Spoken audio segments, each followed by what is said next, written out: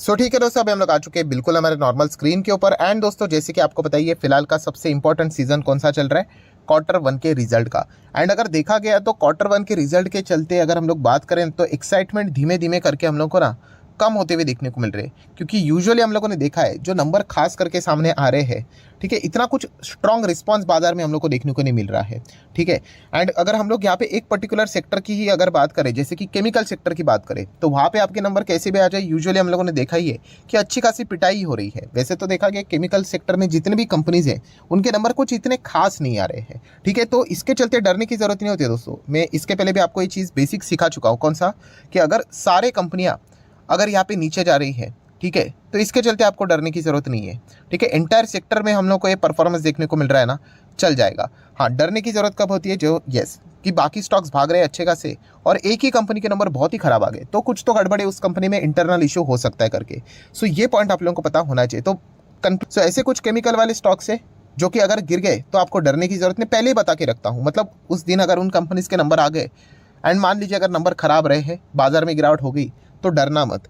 In fact आप चाहो तो वहाँ पे एज अ बाइंग अपॉर्चुनिटी के हिसाब से भी उस गिरावट को कंसिडर कर सकते हो, ठीक है। तो कौन कौन से स्टॉक है तो उनको अभी हम लोग यहाँ पे स्टडी कर लेते हैं।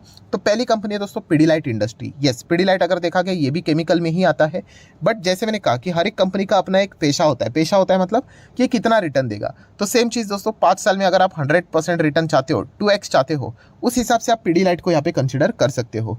देखिए एक नया क्रेज हम लोग को बाजार में जरूर देखने को मिल जाता है, सर ये बड़े कंपनीज है उनमें जाके कोई फायदा नहीं है। तो दोस्तों ऐसा नहीं है, आपने यहाँ पे पहले आपका रिक्वायरमेंट क्या है वो आपने देखना चाहिए।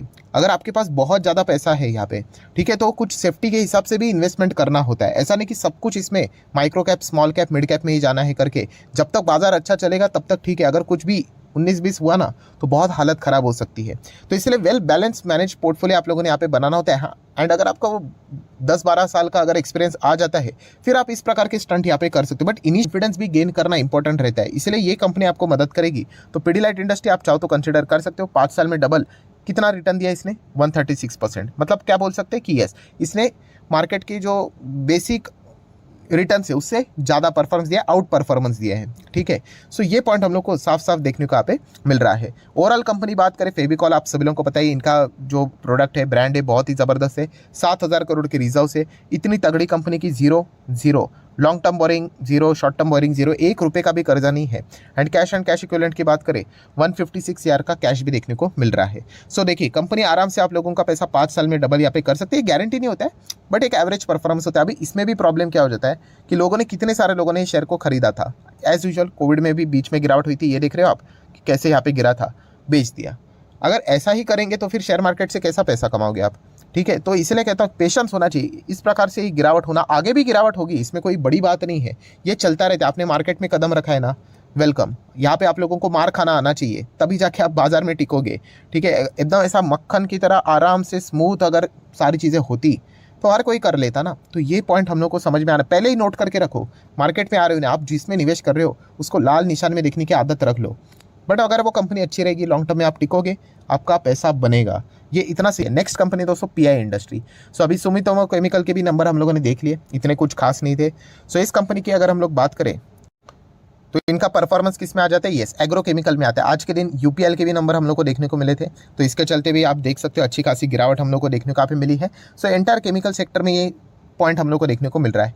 सेम 5 साल में अगर आप, हाँ, डबल से थोड़ा ज़्यादा आप एक्सपेक्ट कर सकते हो, क्योंकि थोड़ी सी बड़े साइज की मिड कैप कंपनी आप ऐसा बोल सकते हैं। इसलिए 5 साल के इसके रिटर्न कितने, बाप रे बाप, 350% की रिटर्न। ये चीज़ आप जरूर इसको कंसिडर कर सकते हैं। ये कोई मैं आज के दिन पहली बार इसको कवर नहीं कर रहा, हम लोग इसके पहले भी देख चुके हैं। पहले तो ये कंपनी सेकंड नंबर पे हुआ करती थी। जरूर चाहो तो इसको स्टडी कर लेना। सेम 7,000 करोड़ के रिजर्व से। देन कर्जे की बात करें, पहले कंपनी के ऊपर 200, 250, 150 करोड़ का कर्जा था, जो कि अभी लॉन्ग टर्म बोरिंग बिल्कुल जीरो हो चुका है। शॉर्ट टर्म बोरिंग तो चेंज होता रहता है साल भर साल में, 97 था अभी जीरो हो गया, ठीक है। आगे आने वाले समय में भी आ सकते हैं, बट फिलहाल अगर मैं बात करूँ, मैं वीडियो बना रहा हूँ, प्योर डेट फ्री कंपनी है। कैश इक्विवेलेंट की बात करें 2100 करोड़ का कैश भी देखने को यहाँ पे मिल रहा है। ये भी ज़बरदस्त कंपनी, शानदार कंपनी, जो लॉन्ग टर्म में बने रहेगा उसका तो बिजनेस के हिसाब से यहाँ पे रिटर्न बनते रहेंगे, इतना तो पक्की ही बात है। मार्केट कैप कितना है, हाँ, 54,000 करोड़ का मार्केट कैप है। मतलब जैसे मैंने बोला ना, थोड़ी से बड़े साइज की मिड कैप कंपनी हम लोग को ये देखने को यहाँ पे मिल जाती है। देन जिस इंडस्ट्री में है एग्रोकेम, उसमें नंबर 1 पोजीशन, जो ऑलरेडी मैं बोल चुका था पहले 2 पे थी, यूपीएल को नीचे फेंक दिया, ठीक है। एंड अगर हम लोग बात करें यूपीएल ही उसके करीब है 46, एंड अभी फिलहाल तो गैप वाइड होते हुए देखने को मिल रहा है 54। सो चल जाते हैं। बहुत सारे लोग यूपीएल का पी देखते हैं, सिर्फ पी देख कर जाना नहीं होता है दोस्तों, इतना हलवा थोड़ी है मार्केट सिर्फ पी देख लिया और खरीद लिया करके। ऐसे तो सब सरकारी कंपनीज आप अपने पोर्टफोलियो में ऐड करके रख दोगे, उनके पी 4-5 सिंगल डिजिट में चलते हैं। तो ऐसा नहीं, ग्रोथ भी यहाँ पे होनी चाहिए, फ्यूचर ओरिएंटेड बिजनेस होना चाहिए, ठीक है, तभी जाके आपका अच्छा खासा बिजनेस बनता है। कंपनी का पीएनएल भी अगर आप देखोगे पिछले 4 साल से 400 करोड़, 700 करोड़, 800 करोड़, 1200 करोड़ लगातार बढ़ते हुए देखने को मिल रहा है। एक ज़माने में कंपनी का ईपीएस 7 से 8 रुपया यहाँ पे हुआ करता था, आज वही 55 to 80 के रेंज में जाते हुए देखने को मिला है। ये कोई रातों रात नहीं हुआ है, 8 से सीधा 80 टाइम लगता है इस चीज़ को, 10 साल यहाँ पे लगे हैं, इसलिए ये कंपनियाँ लॉन्ग टर्म में अच्छा खासा परफॉर्मेंस यहाँ पे देती है। शेयर होल्डिंग पैटर्न की बात करें, 46% प्रमोटर, एफआईएस 19-20%, डीआईएस देखिए 20-23%, एंड पब्लिक कितना है, केवल 10%। सो डेफिनेटली अच्छे अच्छे शेयर्स में आप देख सकते हैं पब्लिक होल्डिंग कम ही होती है, जहाँ पे जितने घटिया स्टॉक रहेंगे वहाँ पे पब्लिक होल्डिंग बहुत ज़्यादा बढ़ जाती है, ठीक है। किसी ने कमेंट भी किया था, सर पब्लिक होल्डिंग अगर बहुत ज़्यादा रहेगी तो ऐसे स्टॉक से दूर ही रहना चाहिए। थोड़ा हम कह सकते हैं ये एक फिल्टरेशन जरूर यहाँ पे काम करेगा। मैं इसके ऊपर ऑलरेडी वीडियो यहाँ पे बना चुका हूँ, क्योंकि मतलब क्या, जहाँ पे promoter, domestic institutional investor, and F stands for foreign institutional investor, जहाँ पे पीडीएफ खरीद रहे हैं, तो ऑब्वियसली समझ लेना कि वो स्टॉक अच्छा है, कुछ ना कुछ अच्छी बात होगी। खरीदेंगे तो किसके थ्रू खरीदेंगे, ऑब्वियसली पब्लिक का ही माल उठाएंगे। एंड अगर पीडीएफ बेच रहे प्रमोटर, डीएस, एफएस, तो खरीदने वाली सिर्फ पब्लिक ही है, तो भाग जाए ऐसे स्टॉक से। तो ये इतना सिंपल गणित है। इसके ऊपर भी दोस्तों बर्जर पेंट, कोई रॉकेट साइंस की जरूरत नहीं है, आराम से इस कंपनी ने बहुत बार मौका दिया था, लगातार नीचे जा रही थी। अभी निचले स्तर से अगर हम कैलकुलेट करें तो अच्छी खासी रिकवरी थोड़ी सी बन चुकी है। कितनी बन चुकी है, फिर भी आप देख सकते हैं 25% के आसपास तो कंपनी रिकवर हो चुकी है निचले स्तर से। तो ये रिकवर आज नहीं तो कल होना तय ही था। तो इसलिए तो म्यूचुअल फंड लगातार क्या करते हैं, स्टॉक गिरता रहता है ना, एक गैप के चलते उनकी बाइंग चलती रहती है, तो ऑटोमेटिकली उनका एवरेज प्राइस नीचे यहाँ पे आ जाता है। बट रिटेलर्स की मिस्टेक कहाँ पे होती है, यस, रिटेलर्स क्या करेंगे, यहाँ पे खरीदेंगे ना, दैट्स इट, अभी वो यहीं पे बैठे रहेंगे कि ये स्टॉक कब रिकवर होके पूरा आएगा, फिर ब्रेक इवन मेरा होगा और फिर वो ऊपर भागेगा, तब मेरा प्रॉफिट बनेगा। इसलिए उनके पैसे ज़्यादा नहीं बनते हैं।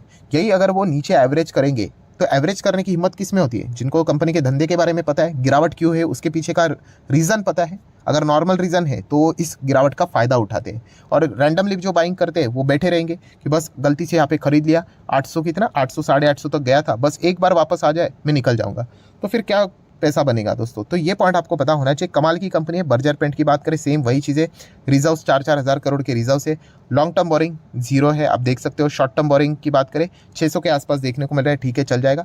कैश एंड कैश इक्विवेलेंट 1700 कितना 170 करोड़ के आसपास देखने को यहाँ पे मिल रहा है। सो पेंट सेक्टर की कंपनी है। अभी एशियन पेंट के नंबर भी अच्छे ही थे, आप सभी लोगों को पता ही है, बट फिर भी क्या हुआ, स्टॉक गिर गया।